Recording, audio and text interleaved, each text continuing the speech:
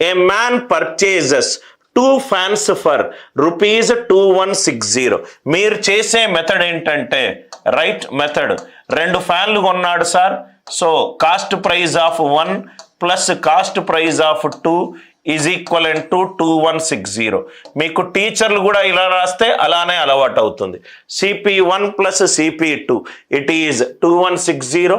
ఒక ఫ్యాన్ ఏమో SP is equivalent to SP1 is profit మీద కొన్నాడు సార్ 1 ప్లస్ 15%.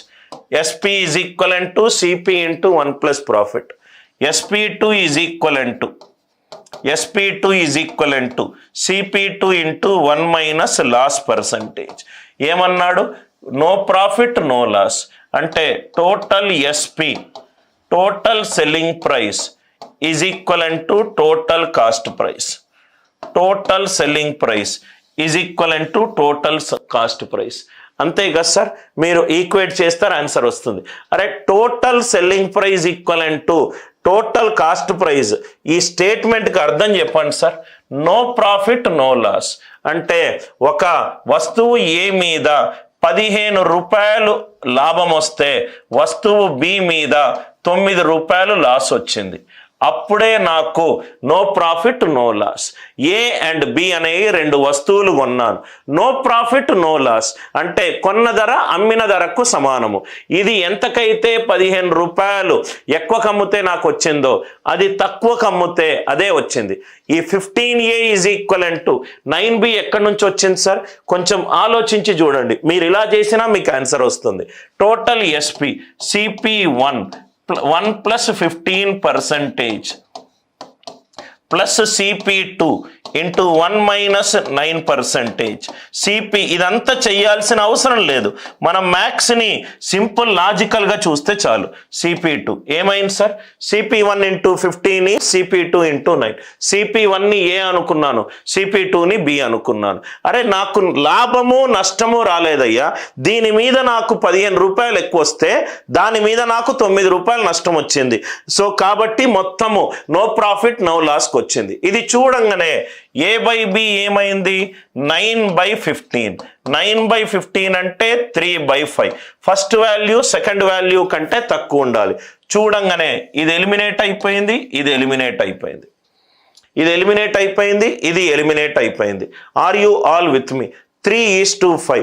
3:5లో ఏముంది చూడండి సార్. ఇది 0 0 cancel. 27 3s are 27 5s are 3:5.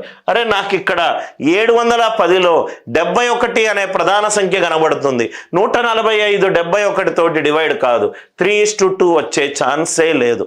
నేను ఒక వస్తువుని నో ప్రాఫిట్ నో లాస్లో కొన్నాను. అంటే మీకు ఒక చిన్న ఎగ్జాంపుల్గా చెప్పాలంటే దీన్ని మ్యాథ్స్ ఇప్పుడు నేను ఈ 2 పెన్లు తీసుకున్నాను. దీని మీద నాకు ₹15 ప్రాఫిట్ వచ్చింది, దీని మీద నాకు ₹9 లాస్ వచ్చింది.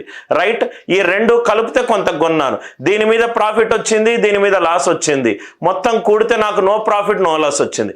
దీని మీద వచ్చిన ప్రాఫిట్ దీని మీద వచ్చిన లాస్ తోటి సమానము. 15A is equivalent to 9B. Sir ఇక్కడ A అండ్ B ఏంటి సార్? ఏ అనేది మొదటి వస్తువు యొక్క కాస్ట్ ప్రైస్, బి అనేది ఏంటి? రెండో వస్తువు యొక్క కాస్ట్ ప్రైస్. ఇదంతా మీరు సోది చెయ్యొద్దు సార్. ఇదంతా మీరు సోది చేసి టైం వేస్ట్ చేసుకోకూడదు. I hope the idea it is very much clear to you. మొదటి వస్తువు మీద వచ్చిన ₹15 ప్రాఫిట్ రెండో వస్తువు మీద వచ్చిన ₹9 లాస్కి సమానమైనప్పుడే నాకు నో ప్రాఫిట్ నో లాస్ వస్తుంది. అందరికీ ఈ లాజిక్ అర్థమవుతే ఎస్ అని చెప్పి రిప్లై చేయండి.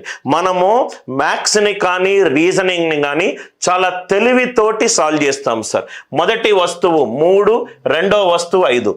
మొదటి వస్తువు యొక్క వాల్యూ రెండో వస్తువు వాల్యూ కంటే తక్కువ. ఇక్కడేమో మొదటి వస్తువు ఎక్కువ ఉంది, ఇది తీసేశాను. ఫస్ట్ మొదటి వస్తువులో 710, రైట్, 710 ఇదేమో 3 మల్టిపుల్ అని నాకు కనబడుతుంది. 710 3 మల్టిపుల్ కాదు, 3 మల్టిపుల్ కాదు, కాబట్టి ఏ తీసేశాను. ఆన్సర్ ఎంత? 8, 10 and 14, 50. ఐడియా ఏంటంటే ఒక original previous year exam course చూసుకోవడము, మీరు సాల్వ్ చేసే పద్ధతి plus Anil Nair's way of solving, ఈ రెండిటి మధ్య రైట్ డిఫరెన్స్